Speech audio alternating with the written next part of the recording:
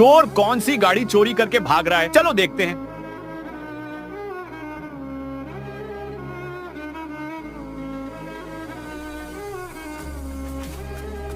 मुझे तो लगता है चोर ने ये वाली गाड़ी चोरी करके भाग रहा है, लेकिन उसे देखने से पहले। बेटा मुझे देखकर इग्नोर मत करना। इस बार जो भी परीक्षा में पास होना चाहता है मैं पास कर दूंगी, लेकिन मेरा भी एक काम करना होगा तुम्हें। इस वीडियो को लाइक और चैनल को सब्सक्राइब करना होगा और 5 सच्चे दोस्तों को शेयर करना होगा और मेरे बेटे जाते जाते कमेंट में सरस्वती माँ लिख दो। और इसका तो पापड़ बन